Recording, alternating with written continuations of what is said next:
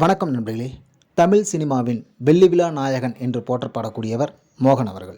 ஏன்னா அந்தளவுக்கு மிகப்பெரிய வெற்றி படங்களை கொடுத்துருக்காரு. இப்போது தன்னோட 2ஆம் இன்னிங்ஸில் விஜயோட கோட் படத்தில் மிக முக்கியமான ஒரு கேரக்டரில் நடிக்கிறாரு. மோகனுக்கும் விஜய்க்கும் ஒரு வேற்றுமை இருக்குது. என்னென்னா, மோகன் தன்னுடைய காலகட்டத்தில் காதல் படங்களில் ஆரம்பித்து கண்டினியூஸாக காதல் படங்களை மட்டுமே நடிச்சிட்டு இருந்தார். ஆனால் விஜய் தன்னுடைய கேரியரில் லவ் படங்களில் ஆரம்பித்து கொஞ்சம் கொஞ்சமாக ஆக்ஷன் படங்களுக்கு மாறி சோசியல் மெசேஜான படங்களை கொடுத்து இன்றைக்கி இளைய தளபதியாக இருந்த விஜய் தளபதி விஜயாக மாறி நிற்கார். இவங்க 2 பேர்த்துக்குள்ள ஒரு ஒற்றுமை இருக்குது.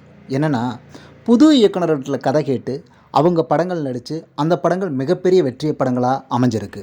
அதில் விஜய் என்னென்ன புது புது டைரக்டரில் கொடுத்தாரு அப்படிங்கிறது எல்லாத்துக்கும் தெரியும்னு நினைக்கிறேன். அதே மாதிரி மோகன் எந்தெந்த இயக்குநர்களை அறிமுகப்படுத்தியிருக்காருன்னு வாங்க பார்க்கலாம்.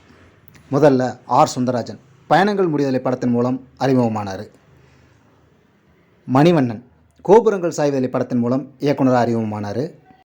மனோபலா இங்கேயும் ஒரு கங்கை அப்படிங்கிற படத்தை முதல்ல இயக்குனார். அந்த படம் தோல்வி படமாக அமைஞ்சது.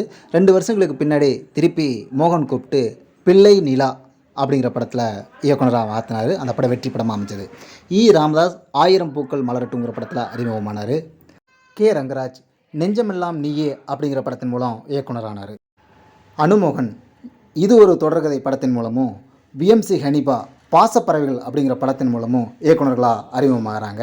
பூவரசன், முத்துக்காலை போன்ற படங்களை இயக்கிய கோகுலகிருஷ்ணா அர்ச்சனை பூக்கள் படத்தின் மூலம் அறிமுகம். தமிழ் சினிமாவின் மிக முக்கியமான இயக்குனரான மணிரத்னம் பல்லவி அனுபல்லவி படத்தின் மூலம் இயக்குனரானார். அந்த படத்தில் மோகன் தான் நடிக்கதாக இருந்துச்சு. சில சூழ்நிலைகளால் அனில் கபூர் நடிக்க வேண்டியதாகிடுச்சு. மோகன் தான் அந்த வாய்ப்பு உருவாக்கி கொடுத்துருக்காரு. பின்னால் இதய கோயில், மௌனராகம் போன்ற படங்களில் மோகன் நடிச்சிருக்காரு. தமிழ் சினிமாவின் 2 பெரும் ஜாம்பவான் இயக்குநர்களான பாலச்சந்தர் படத்துலையும் பாரதி ராஜா படத்துலையும் மோகன் நடிக்கலை அப்படிங்கிறது கொஞ்சம் வருத்தமான விஷயந்தான்.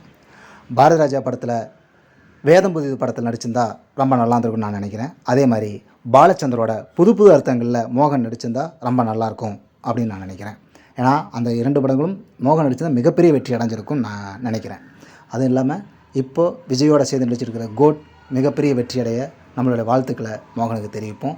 மீண்டும் மோகன் ஒரு வெற்றி நடிகராக மக்கள் மனசில் வரணும் அப்படிங்கிறது நம்மளுடைய ஆசை.